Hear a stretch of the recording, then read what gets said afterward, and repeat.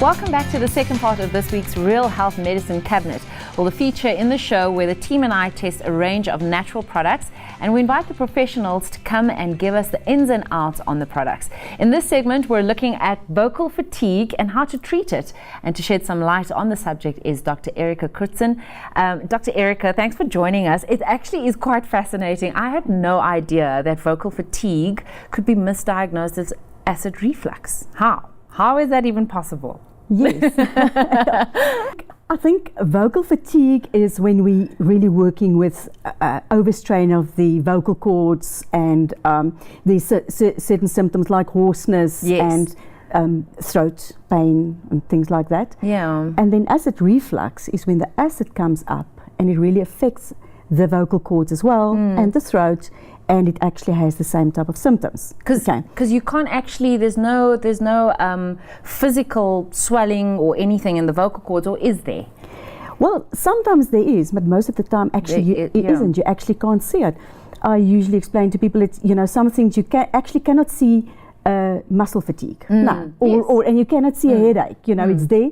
It's a functional symptom that you've got. Yeah. It's exactly the same. So sometimes you don't see it. You don't see the signs very specifically there, but you've got the symptoms. So apart from people like me who are in jobs that require communication, speaking a lot, talking a lot, who else experiences vocal fatigue? Well, teachers, anybody that uses their voice, and part of their work is talking.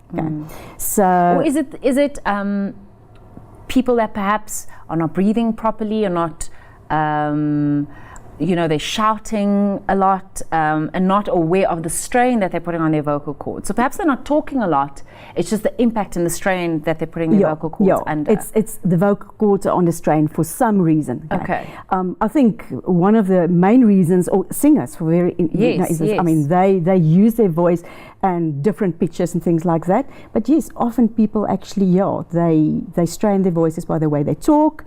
And it's actually, I think not a lot of people are aware that there's quite a lot of symptoms that you can have with vocal fatigue. Or you've named a few of them, but give us some more.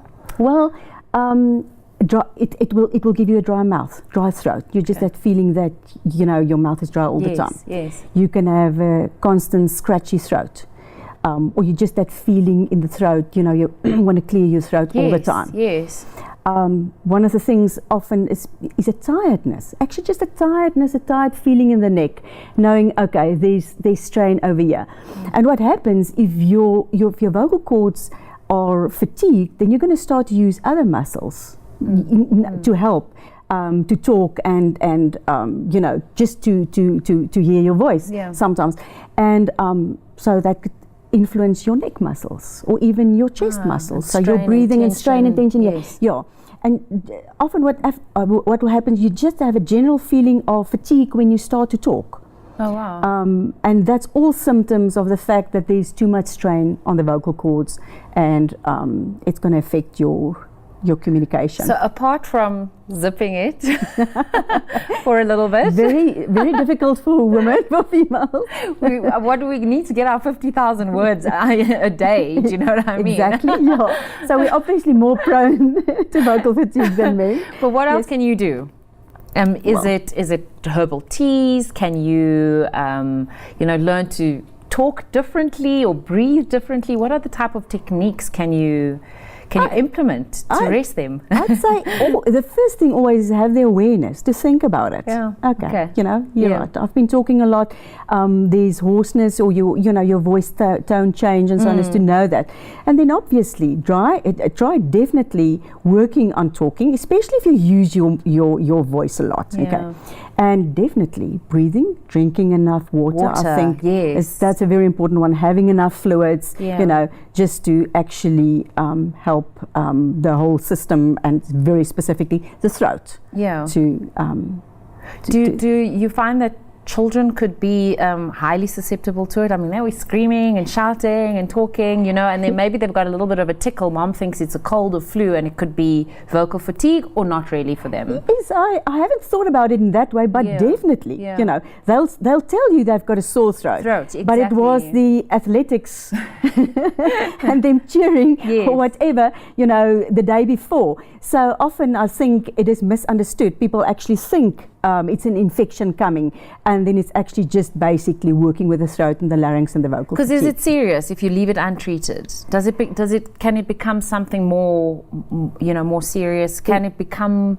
It can definitely become something more serious if you use your voice a lot, like in teachers or singers or people that's ready, and they'll feel that they can't sing, talk the way they used to. Is that where they develop nodes on their vocal cords? That's it. Yeah. Then certain other and then symptoms. Surgeries, you know, sort of on the horizon there, which is something that you don't want. Yeah. Exactly. Okay. Yeah. Okay, so you've got an amazing product called Homeovox that you wanted to share with us. I'm going to definitely try it because, like I said, in my type of career, you would never think, you know, that those type of symptoms would be just vocal fatigue and not the flu or the cold or whatever it is. Exactly, yeah. But so it helps with loss of voice, hoarseness, fatigue of vocal cords, laryngitis. Yes. Because people would treat laryngitis very differently as well. Yes.